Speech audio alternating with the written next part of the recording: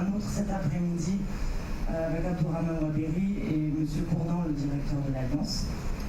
Donc aujourd'hui, moi j'ai l'immense plaisir, et je suis très sincère, même si je n'ai rencontré Yolande que hier soir, d'animer un book chat, une discussion autour d'un livre, effectivement l'anglais est parfois plus pratique, avec Yolande Mukagasana qui vient du Rwanda, où elle s'est réinstallée après des années d'exil et des années difficiles.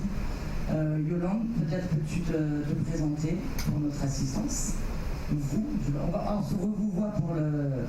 Allons-y. Alors. Ok, je m'appelle Yolande Mukagasana, j'ai 65 ans. J'ai survécu au génocide en 1994, qui était perpétré contre les Tutsis, mais j'ai perdu la totalité de ma famille, mon mari et tous mes enfants. Et voilà. Et le frère avec lequel j'avais survécu est mort aussi l'année passée. Donc je suis seule. Mais tant qu'il y a des hommes, je ne me considère pas seule. Voilà.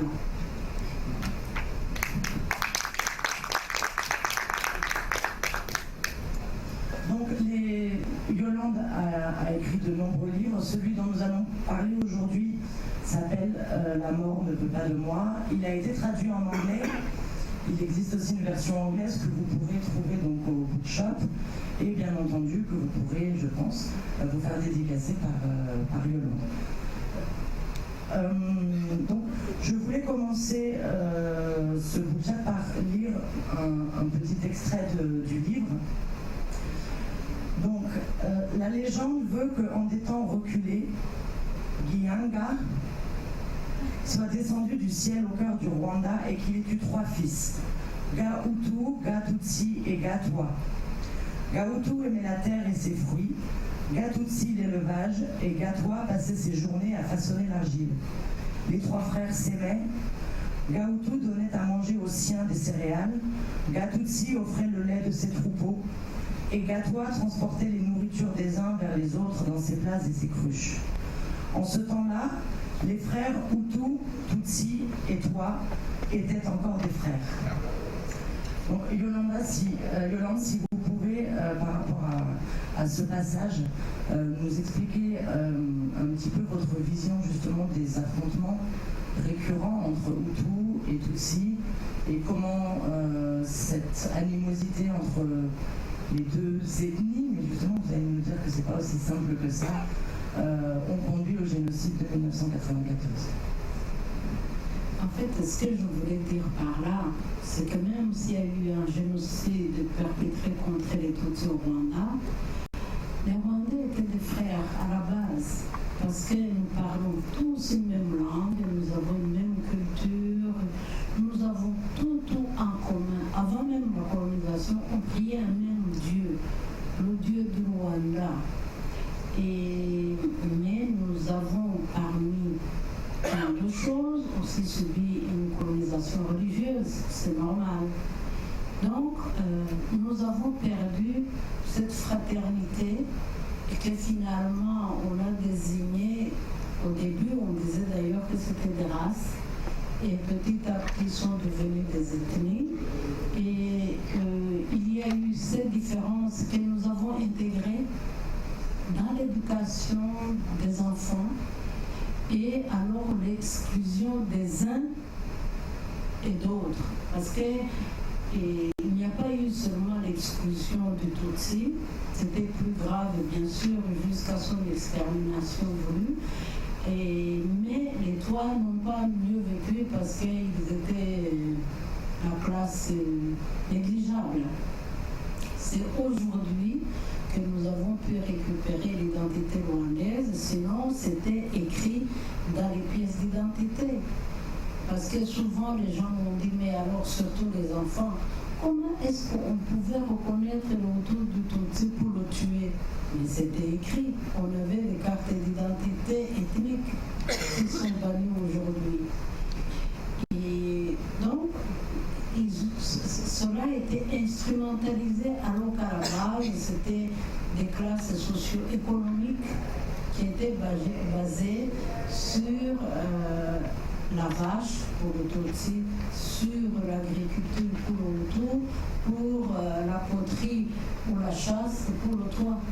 Mais c'était une solidarité, comme je le dis.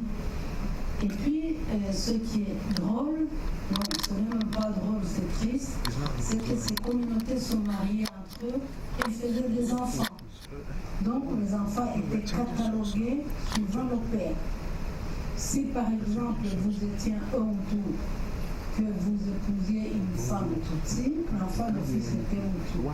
Quand vous étiez déjà un Tutsi qui épouse une femme d'autre couleur, d'office les enfants étaient Tutsi. C'est comme ça qu'on a tué des familles mixtes chez nous et qu'on a tué l'homme, la femme et les enfants. Ou que d'autres sont devenus des assassins. Parce que ce qui a été terrible chez nous, je le dis souvent quand on dit de comparer la Shoah au génocide perpétré contre les Tutsis, je dis, mais nous, on a eu de la chance. Ça a été tellement violent, mais très rapide. Sur 3 mois, c'était fini. Et qu'on voit les hommes qui ont tué leurs femmes et les femmes qui ont tué leurs propres enfants et vice-versa. Et qu'il y a eu des viols qui n'étaient pas vraiment un besoin sexuel pour violer les femmes, mais pour les torturer, les déshumaniser davantage et les tuer de l'intérieur, comme elles le disent quand elles témoignent, ces femmes qui ont été violées. Et là, il y a eu aussi des fruits du viol. Il y a eu des enfants qui sont nés du viol, qui n'ont pas eu une vie facile, parce que la famille de la maman dit « Oh là là, c'est un assassin !» Donc l'enfant était catalogué sous son père. Et parfois qu'on ne connaissait pas, d'ailleurs le plus souvent. Parce qu'une femme qui était violée par une vingtaine de personnes commence à voir qui est le père. Mais la famille du père ne voulait pas voir l'enfant non plus parce que c'était le signe du mal, du crime. Voilà. Et si je dis ça, c'était pour que les gens comprennent qu'il n'y avait pas une haine ancestrale comme ça a été dit. Non, ça n'a rien à voir. Par exemple, moi, j'étais mariée à un Tutsi, mais toutes mes grandes sœurs étaient mariées au Hutu.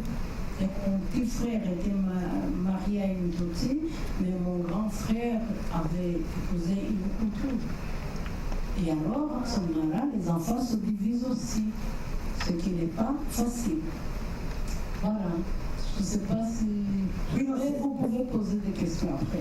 C'est une précision importante, parce que ça nous donne un autre point de vue justement sur ce génocide qu'on a tendance à considérer comme une guerre purement ethnique, alors qu'en réalité... Pardon, mais c'est facile de dire oui, ce sont des ethnies qui se détestent. Mais en général, qui dit ça? Ce sont ceux qui ont des intérêts derrière cette division, c'est tout. Alors, pour rentrer peut-être davantage dans le livre, et notamment sur cette identité rwandaise, on en a parlé un petit peu tout à l'heure, c'est dans votre livre, donc, qui a été écrit bien sûr après le génocide, puisque pendant les séjours atroces, il était bien évidemment hors de question de réfléchir sur ce qui pouvait arriver. Vous avez écrit sur des paquets de cigarettes, sur des... Ce livre, en fait, je ne savais pas que ce serait un livre, mais j'étais cachée sous l'évier chez Emmanuel, et les assassins étaient devant cet évier en train de dire qu'il faudrait qu'on la trouve, il faudrait qu'on la tue. Et ils s'appuyaient comme c'était des portes à glissière. Il suffisait d'un petit geste de rien du tout pour qu'ils poussent et qu'ils me voient. Et j'écoutais tout ce qu'ils me promettaient. Et il y a une femme que je croyais être une amie qui est actuellement en prison, même si ce n'est pas moi qui l'ai dénoncée. Parfois, je lui rends visite, qui disait il faut que je la trouve, je vais lui couper les seins. J'ai jamais compris pourquoi ces seins ne tombent pas à son âge. Et c'était ma faute aussi, ça faisait partie des choses pour lesquelles elle voulait me tuer. Donc j'ai commencé à écrire des dates pour ne pas les oublier. Et après, je me suis moquée de moi-même, mais je ne survivrai pas. Et je me suis promise, si je survis, je le dirai. Il ne faut pas que j'oublie quelque chose. C'est comme ça donc, que j'ai commencé à écrire. Et quand je pensais avoir survécu, quand les autres couraient à la recherche de la nourriture, moi déjà j'étais comme une loque, j'avais perdu peut-être 30 kilos et je n'avais plus envie de manger quoi que ce soit. Je cherchais un carnet et un crayon pour écrire. Ma tête faisait trop de bruit pour que je supporte autre chose. Et d'ailleurs, en allant en Belgique, c'est le seul trésor que pour moi j'avais. C'était mon témoignage. Voilà, c'est comme ça que finalement ça a produit un livre. Donc oui, ce qu'on voit bien tout au long du livre, c'est toute une réflexion que vous essayez d'avoir quand même sur ce qui se passe, mais en même temps une réflexion, on peut dire, forcément parasitée par tout ce qui arrive, et donc c'est des sentiments toujours très ambivalents, des sentiments ambivalents notamment vis-à-vis des génocidaires, la pitié, la haine, la colère, l'incompréhension, les sentiments ambivalents vis-à-vis du Rwanda, dont on sent que pour vous c'est une partie de votre identité très forte et que vous êtes une partie du Rwanda et le Rwanda est une partie de vous.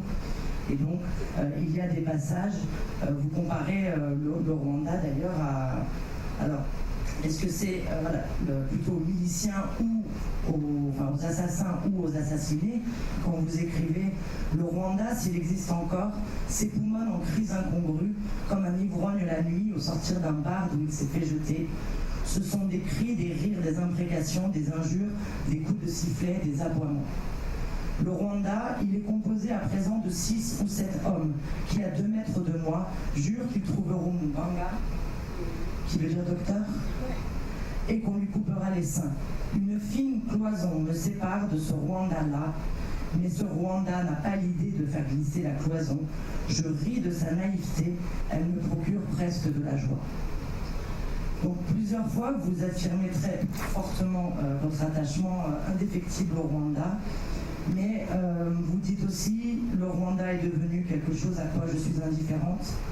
J'abandonne ma douce colline de Nyamirambo, je suis une apatride. » Donc les sentiments ambivalents pour les génocidaires, pour le pays, et j'ai aussi envie de dire, et ce qui est une des parties les plus terribles de l'ouvrage, comme dans beaucoup de génocides, c'est quand la victime parfois commence à intégrer la vision du bourreau, de l'assassin.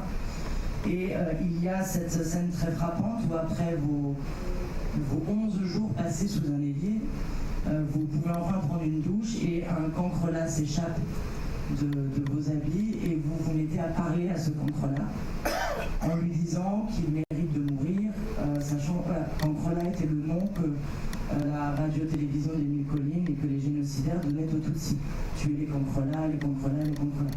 Et donc vous finissez par noyer ce cancrelat dans l'eau. Les sentiments ambivalents aussi, pour tous ceux qui ont pu vous tendre la main, qui ont pu vous aider. Emmanuel, notamment, personnage très très religieux, qui vous agace souvent, mais qui vous a également sauvé la vie. Donc voilà, un livre avec beaucoup de complexité, de sentiments, de ressentis, de réflexion. Tout d'abord, j'aimerais vraiment parler d'elle. Emmanuel, que j'appelle, normalement elle s'appelle Jacqueline, mais je n'ai pas voulu dire son nom. Et Jacqueline, elle priait beaucoup. Et en plus, elle priait à haute voix. Je vous salue Marie, pleine de grâce, et alors que moi, je voulais écouter d'où peuvent venir les assassins. Donc, elle me dérangeait. Et en plus, je n'étais pas la première personne qu'elle avait cachée, elle en avait caché d'autres qui avaient été tuées avant moi. Et elle était soupçonnée d'essayer de sauver les gens. Et je la détestais, mais je l'aimais aussi. Donc c'est cette ambivalence dont tu parles. Et puis le cancrelat, le cafard, le serpent sont des surnoms que j'avais depuis petite fille. Depuis 1959, quand j'ai vu les premiers massacres des Tutsis, et d'ailleurs qui me blessent alors que je ne sais pas à qui je suis réellement dans tout ça. Et on nous appelait, on m'avait donné tous les surnoms. J'étais enfant de serpent, j'étais cafard, j'étais arabe appauvri parce que j'avais des cheveux qui n'étaient pas assez crépus pour être une vraie africaine. Et d'ailleurs, on nous appelait des étrangers. Donc, j'ai grandi dans la déshumanisation, mais sans me rendre compte que c'était ça. Et donc, aujourd'hui, je peux dire que j'adore toujours le Rwanda. Je l'aime, c'est ça qui est terrible. Je l'aime même plus qu'avant, avec tout ce que j'y ai souffert. Je sens que si ma vie suit un cours normal, je mourrai plus vieille qu'aujourd'hui et que je mourrai au Rwanda. Vraiment mon souhait est que je sois mélangée à cette terre-là, où finalement tous les miens sont, où le sang des miens mélangé à cette terre, ne pas y être, pour moi ce serait comme une trahison. Sauf si, évidemment, je peux faire un accident d'avion comme je suis tout le temps dans les avions, ou faire un accident à l'étranger. Ça, je ne sais pas. Mais si c'était un souhait, ce serait de rester là. Et ce pays qui m'a fait trop de mal, et ces Rwandais qui m'ont fait trop de mal, et que j'aime quand même. Par exemple, cette femme, quand j'ai fait mon projet que j'ai appelé le livre finalement Les blessures du silence, je suis allée chercher l'humanité chez les assassins. Je me posais des questions par rapport à ça et je me disais, mais comment pouvons-nous encore vivre ensemble? Qu'est-ce que, après avoir fait le crime que j'ai vu, que j'ai vécu, comment est-ce que quelqu'un qui a osé violer une petite fille jusqu'à la mort peut aujourd'hui vivre? Est-ce qu'il a des sentiments autres que la haine? Est-ce que lui-même il parvient à dormir avec ce qu'il a fait? Et c'est comme ça que je suis allée chez eux pour voir s'il en reste quelque chose. Et aussi pour m'assurer quelque part si vraiment il y a quelque chose qui n'a pas détruit en moi. Si moi aussi j'étais encore un humain quelque part. Donc j'avais vraiment tous ces sentiments qui se mélangeaient dans ma tête. J'aimais les gens, je les détestais après et je continuais dans ce sens. J'espère qu'aujourd'hui je suis mieux. Il y a même un moment lorsque vous êtes réfugié dans une église, un petit enfant de 5 ans qui joue, et alors la première phrase que vous dites c'est « je l'aime », et puis finalement vous terminez en disant « je le hais », parce qu'il ne se rend pas compte de ce qui se passe et qu'il a cette espèce d'insouciance qui, alors en plus vous ne savez pas où sont vos enfants, enfin, voilà, et du coup il y a toujours cette ambivalence, y compris pour des personnes effectivement qui sont innocentes et qu'on devrait a priori aimer de toute façon. Quand on était réfugié à l'église, j'ai croisé une dame qui venait d'accoucher dans une rigole. Son mari était en stage en France et elle venait d'accoucher. Et son mari nous dérangeait. Il appelait tout le temps à la paroisse en demandant si sa femme est encore en vie.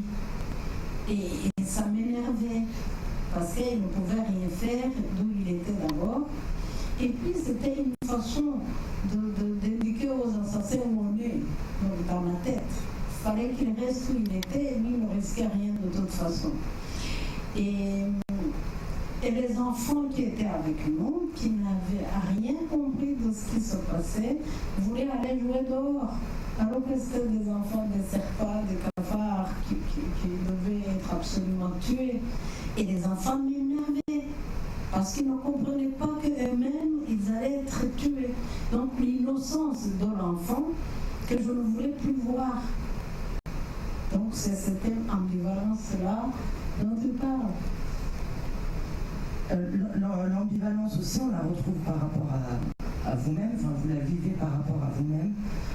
Donc déjà, au-delà de la transformation physique radicale, vous perdez en quelques jours énormément de poids. Emmanuel Jacqueline vous rase la tête pour que vous soyez méconnaissable. Forcément, la saleté, vous ne pouvez pas vous laver tous les jours, etc. Vous ressentez, il y a cette scène formidable où sous Lévi aussi vous revivez l'accouchement de votre fils et vous découvrez plus tard que c'était apparemment au moment de sa mort. Donc le corps d'abord est profondément transformé et aussi votre psyché, vos sentiments. Et à un moment, vous hésitez à plusieurs reprises entre tout laisser tomber. Bien évidemment, vous perdez courage, etc. Mais finalement, ce qui est assez frappant à la fin du livre, c'est justement quand on vous charge, finalement, vous êtes Muganga, donc vous devez prendre soin des autres. Et là, vous vous dites que vous n'avez plus envie. Voilà, vous écrivez que je voulais être une espèce de sotte que l'on doit prendre en charge et qui se laisse faire. Mais non, je suis Muganga, je suis redevenue Muganga, celle qui soigne et écoute. Et vous écrivez voilà aussi, j'ai l'impression que je peux encore aider mes semblables. J'éprouve le sentiment d'avoir tout reçu de Martine, donc une jeune dame que vous soignez, l'honneur d'une dignité retrouvée. Et pour la première fois peut-être depuis le début du génocide, je prends conscience que je ne suis pas la seule Tutsi du Rwanda. Et donc, ce dont on parlait tout à l'heure, finalement, c'est cette communauté déchirée, cette communauté massacrée, cette communauté massacrante, qui vous rend à vous-même, qui vous fait vous retrouver la personne que vous étiez encore quelques semaines avant. Et pendant le génocide, donc c'est comme si j'avais senti mes enfants massacrés. Et quand j'ai eu la certitude, même si je n'ai jamais voulu le croire, alors que je le sais, et je me suis demandé en fait pourquoi j'étais si égoïste de vouloir rester en vie, alors que tous les miens, je les avais perdus. Je n'avais plus rien, je n'avais plus de maison, je n'avais plus de biens, je n'avais plus de vie. Et pourquoi vouloir rester m'accrocher à la vie? Alors j'ai décidé d'aller me livrer aux assassins. Heureusement, Emmanuel, encore une fois, a été mon ange gardien. Et parce qu'elle m'a fait la remarque, elle m'a dit, tu vois, on a déjà tué les gens que j'ai protégés. Si tu te livres ailleurs, on saura que j'ai encore recommencé, on va me tuer aussi. Et je me suis dit, oh là là, alors j'aurai combien de cadavres sur ma tête? Les enfants ont été tués parce que c'était mes enfants. Mon mari a été tué en lui disant que de toute façon, la femme était la maîtresse de Dallaire, alors que je n'avais jamais vu Dallaire qu'à la télévision.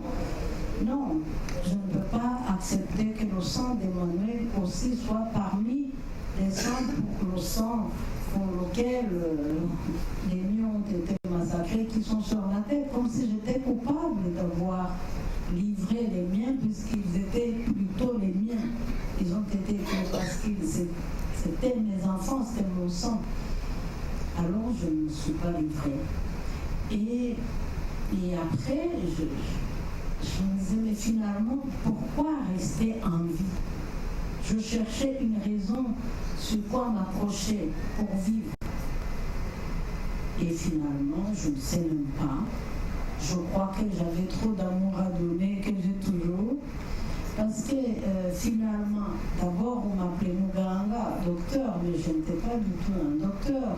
J'étais une infirmière indépendante qui avait fait mon propre dispensaire, vu mon expérience. Et aujourd'hui, je soigne parfois les gens, je ne soigne pas comme tel, je lui dis, prends tel médicament, va te faire tel examen. Mais je suis transformée en soignante traditionnelle, un peu bizarre, parce que chez nous, le ministère de la Santé publique s'est associé ou prône les soignants traditionnels et qui soignent avec les plantes. Et on a une carte. Sinon, si on n'a pas une carte délivrée par le ministère de la Santé publique, vous n'avez pas le droit d'exercer parce qu'on vous surveille. Qu'est-ce qu'il utilise? Donc, j'ai continué. Maintenant, je fais des recherches et des produits sur l'alimentation, des oignons, l'ail, le gingembre, des choses comme ça. Et je soigne les gens avec des plantes. Et je continue des recherches. Donc j'ai quand même le virus de soigner qui est resté en moi. C'était une profession que j'adorais. Voilà. Et je ne soigne pas seulement les rescapés, je soigne tout le monde. Comme je faisais dans mon dispensaire, je ne demandais jamais quelle est ton ethnie ou quoi que ce soit. Je ne demandais pas la carte d'identité, je disais quel est ton nom, quel est ton âge, mets-toi sur la balance, c'est tout. Et ceux qui n'avaient pas d'argent, parfois je les soignais gratuitement, j'avais peur que je vais tomber en faillite. Surtout pendant le moment où les Tutsis étaient tués même dans les hôpitaux, beaucoup sont venus dans mon dispensaire, ce qui a été aussi un tort pour moi. Parce qu'on disait, tous les Tutsis vont dans le dispensaire Moré à Nyamirambo. Voilà. Donc, j'ai ce virus, le soigner, et je suis tout le temps en train de regarder si quelqu'un n'a pas une maladie qu'il ignore, mais qui est visible. Voilà.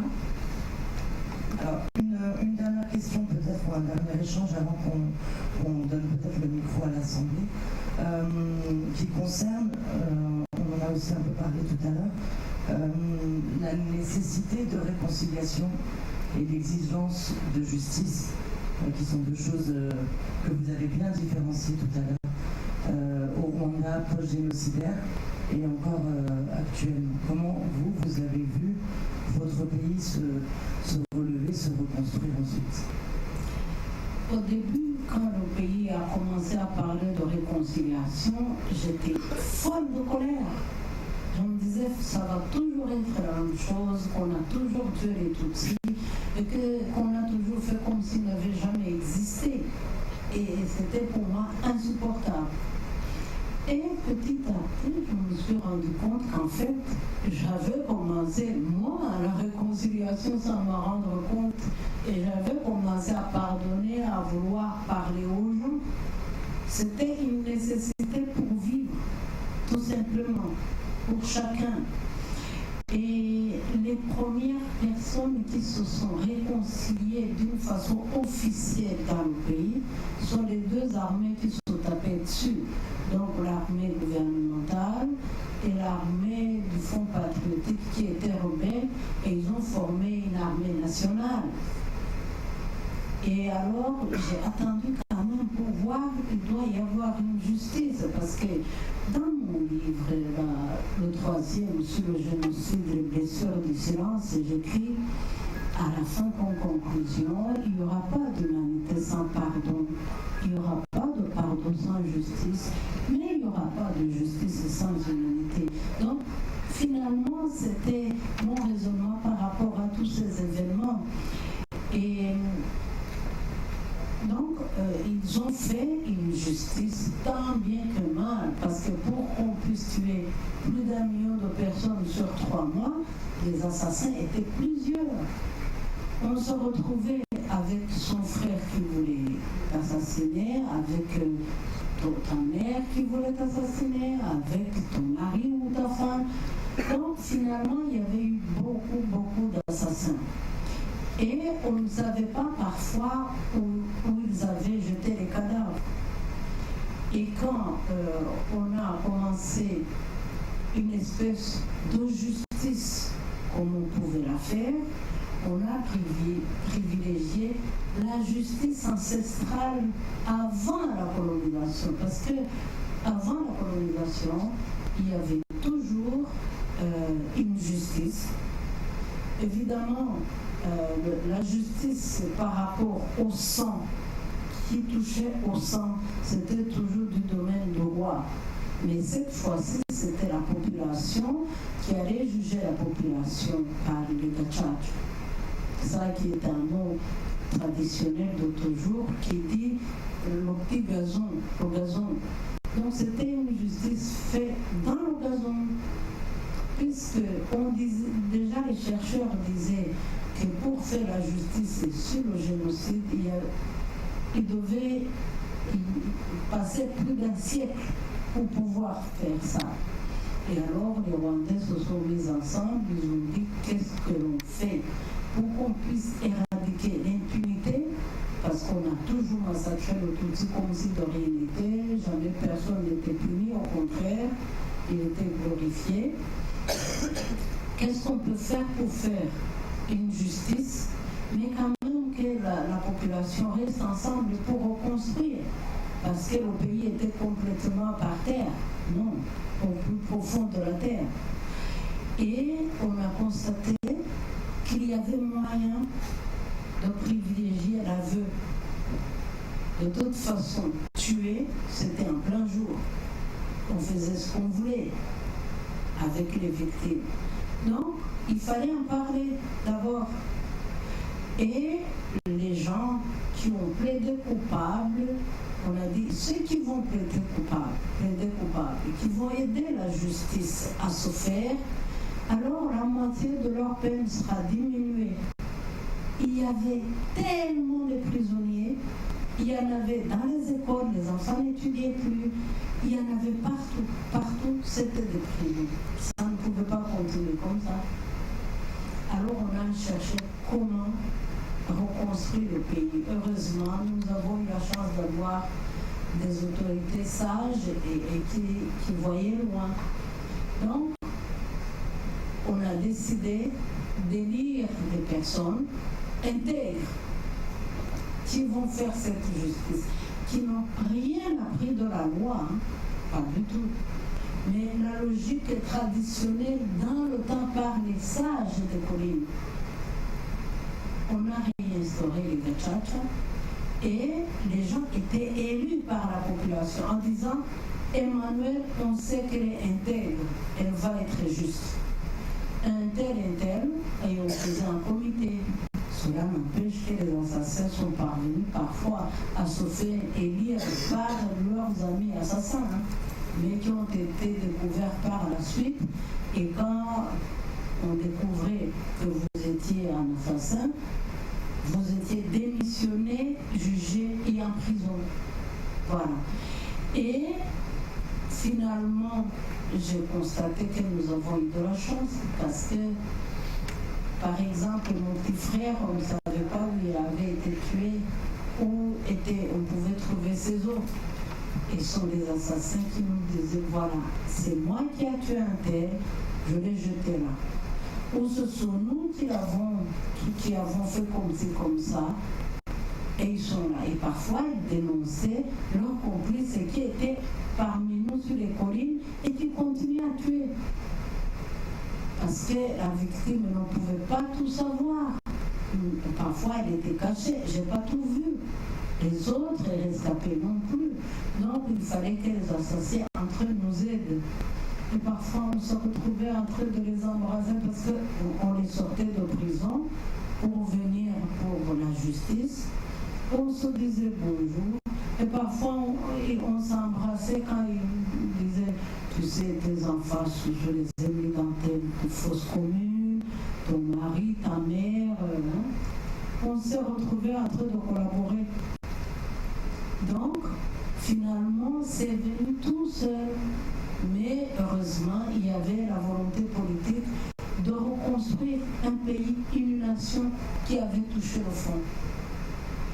Et finalement, c'est comme ça qu'aujourd'hui le Rwanda est vraiment, c'était un exemple, tout le monde le sait, on n'a plus rien à prouver, c'est parce qu'il y a eu la reconstruction et la volonté politique de reconstruire. Voilà, et la question que tu m'as posée tout à l'heure, depuis le génocide, depuis qu'on n'a même plus cette carte d'identité ethnique, les gens se marient comme avant, font des enfants comme avant. Il ne manque jamais des extrémistes dans des communautés, bien sûr. Mais vous êtes extrémistes, gardez ça pour vous. Jamais nous faire voir. Parce que si on commence à diviser les gens, il y a des lois, on n'est plus. On n'accepte plus la division entre les peuples. entre les Rwandais, en tout cas.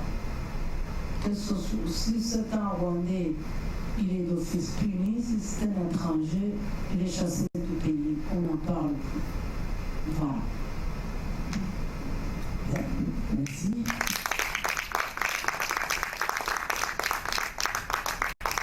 Il nous reste quelques minutes pour des questions ou interrogations ou peut-être témoignages ou discussions que vous souhaiteriez avoir avec Yolande qui je vais peut-être la passer le micro, je pense. Je vais le faire passer. D'accord, je vous donne celui-ci.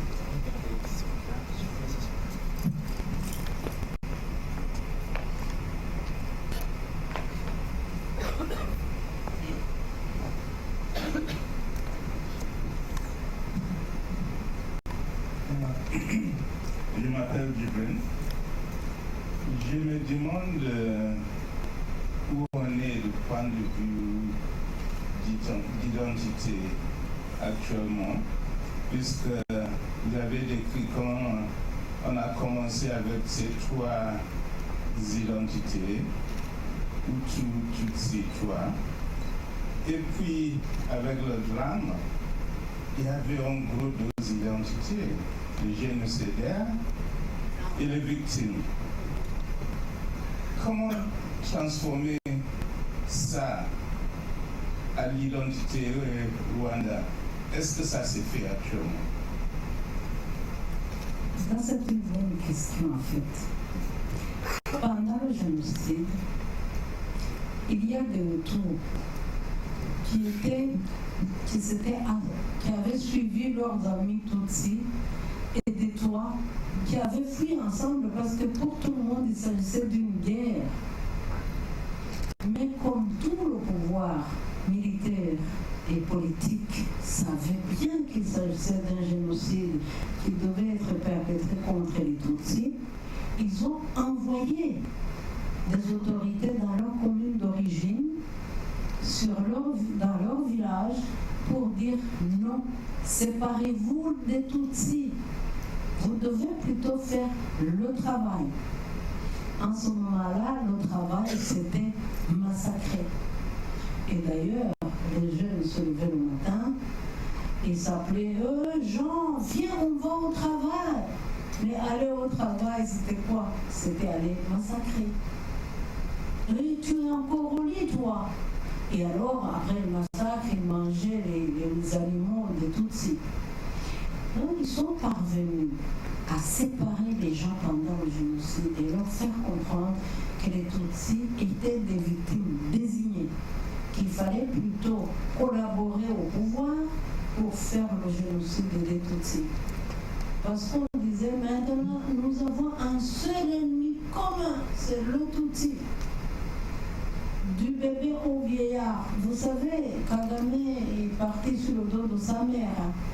Mais regardez, il revient, il nous attaque.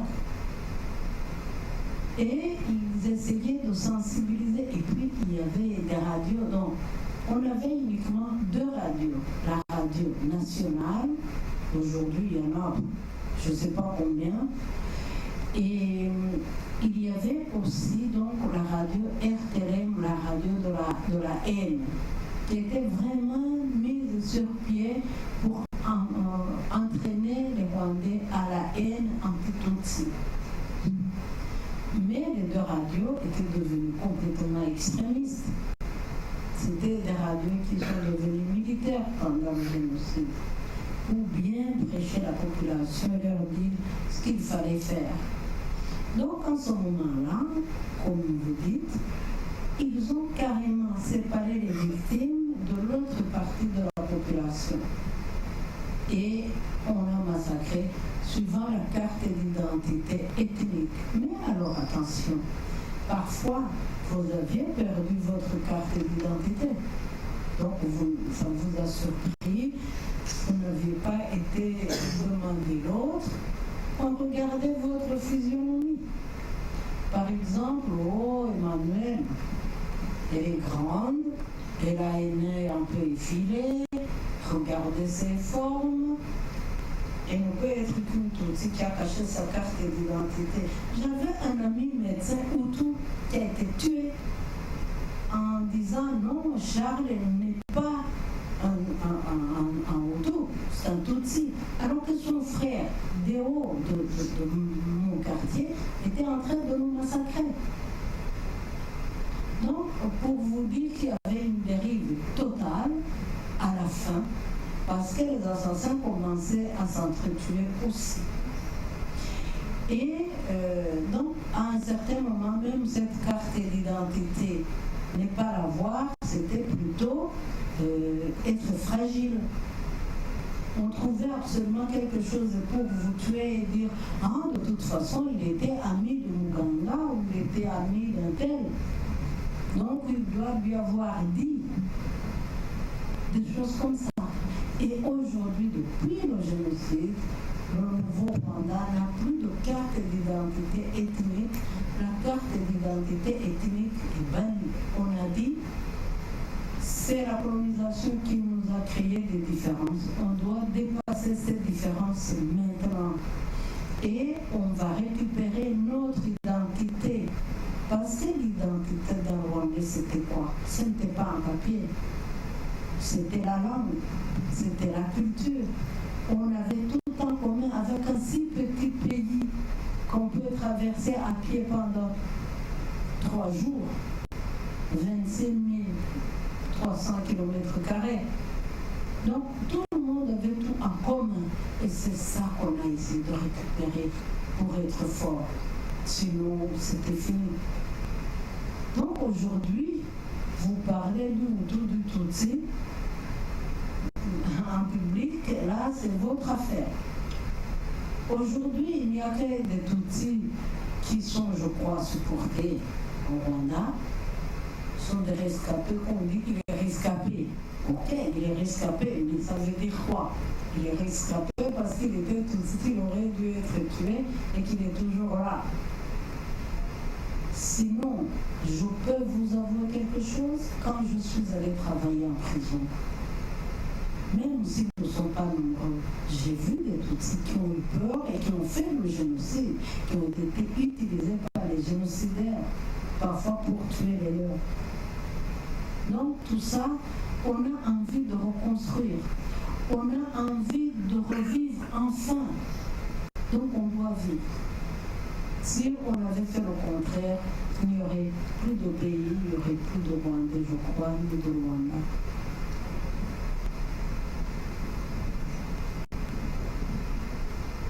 Je ne sais pas si j'ai répondu.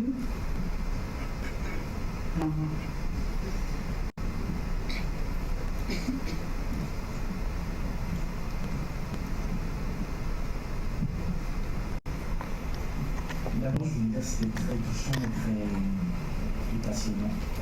Comment on arrive à faire détester quelqu'un? Comment on arrive à faire détester un juif, un Tutsi, un Hutu? Et je voulais vous demander aussi, quand on est sous les billets, est-ce qu'on a peur ou est-ce qu'il y a quelque chose dans son cerveau qui fait qu'on n'a pas peur, qu'on survit? D'abord, parvenir à faire détester quelqu'un, c'est très facile. Très très facile. Quand c'est déjà dans l'éducation d'un enfant, comment voulez-vous que l'enfant ne grandisse pas avec? Apprenez à vos enfants quand tel est sorcier. L'enfant en grandissant, surtout en Afrique, un tel est sorcier. Hein? Qu'on le veuille ou non, l'enfant grandit avec. Et la division, nous l'avons appris sur le banc de l'école. Excusez-moi, elle est très croyante, mais toute l'éducation était dans les mains de l'Église catholique. Et nous, on a appris la haine que je dis sur le banc de l'école. Parce que c'est par exemple, je donne un exemple simple sur moi. Quand j'étais petite, que j'ai commencé l'école primaire, on nous apprenait une fausse histoire du Rwanda. Parce qu'ils voulaient prôner la division. Et ils nous parlaient d'une reine, Tutsi, qui je crois que je l'ai mis dans le livre, qui se levait parfois avec des envies de tuer. Et elle faisait venir le plus beau bébé du village. Et la maman amenait le bébé. Il fallait qu'elle dépose le bébé tout souriant par terre, avec la maman à côté. Elle faisait venir l'épée qu'elle pointait sur le ventre de l'enfant. Elle se levait tout en s'appuyant sur l'épée qui transperçait le bébé. Alors, dites ça aux enfants, c'est l'horreur. Comment les enfants voient cette personne? D'office, c'est un assassin, impitoyable, qui tue les bébés qui lui sourient. Et c'est ce qu'on apprenait. Et il fallait surtout faire attention aux Tutsis, parce qu'ils étaient mauvais d'office par la naissance. Et on nous disait déjà de nous séparer entre Hutu et Tutsi à l'école, mais je me souviens que dans ma classe, en tout cas, une fois que je l'ai subi, on était 2 enfants Tutsi, catalogués comme tels à cause des pièces d'identité des parents. Odette et moi, Odette a déjà été tuée en 1973. C'est moi qui ai pu vivre plus longtemps. Et alors, on nous mettait devant la classe. On disait, regardez, Odette, regardez comme elle est. Elle est très grande. Regardez dans sa bouche, comme c'est noir. Regardez ses gencives. Allez, faites comme ça. Et elle le faisait puisque les instituteurs disaient, les institutrices d'ailleurs, il fallait le faire. Et puis, on la retournait pour lui montrer par derrière comment elle est faite. Et on disait, mais attention, détrompez-vous, Yolanda n'est pas moins Tutsi. Regardez, elle n'est pas très grande comme Odette, mais touchez sa peau. C'est une peau trop douce. Et puis, venez toucher ses cheveux. Ce ne sont pas des cheveux crépus d'Africaine. Ce sont des cheveux Tutsi. Et alors, tous les enfants devaient me passer par la tête et toucher mes cheveux. C'est comme des boîtes. Mais les enfants me tiraient les cheveux. Et alors, quand on parlait de la cruauté des Tutsis, il suffisait de sortir pour la récréation, les enfants faisaient un cercle autour de nous et nous frappaient. Je me demande comment je n'ai pas quitté la scolarité. Mais c'est à cause de mes parents. Mon père m'a appris tous les jours la résistance. Je crois que c'est grâce à lui que j'ai quand même tenu le coup aussi. C'est grâce à l'éducation que mon père m'a donné tout le temps. Maman, à un certain moment, était fatiguée. Et d'ailleurs, maman aurait aimé que je sorte de l'école, que je me marie, que je fasse des enfants. Mais mon père voulait faire de moi une intellectuelle. Tu vois? Et voilà, donc, dans l'éducation de l'enfant, faisons très attention à l'éducation que nous donnons à nos enfants ou aux réflexions qu'on fait à la maison, parfois sans se rendre compte que l'enfant est à l'écoute. Parce qu'il fait d'autres choses, mais son oreille, il écoute les parents. Et puis, ce n'est pas seulement ça. Quand, supposons même pour les Juifs, quand on a déshumanisé quelqu'un tout le temps, les autres finissent par voir en lui un autre être et pas un être humain. Donc, on a été tellement déshumanisé longtemps que finalement on était des cafards, des serpents, et en plus, avec la peur au ventre qu'on avait tout le temps peur. Et on n'avait pas droit au passeport, par exemple, pour voyager. Une fois, je suis allée en Belgique, dans les années 85, pour apprendre l'anesthésie péridurale.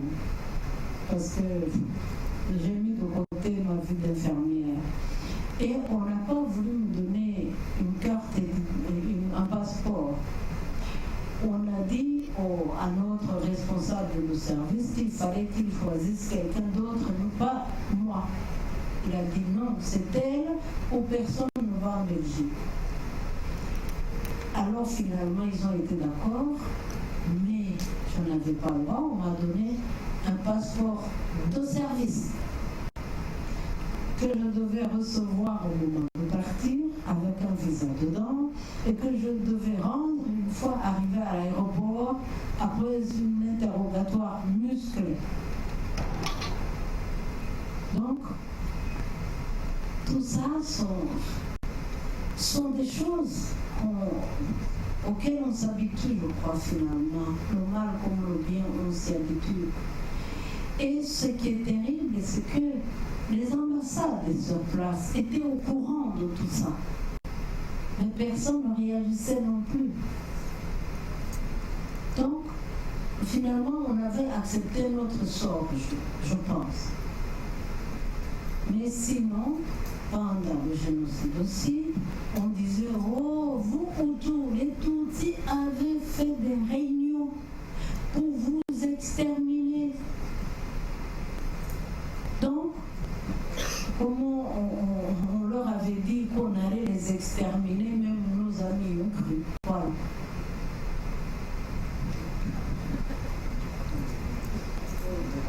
On a fini. Ne vous inquiétez pas, n'est-ce pas?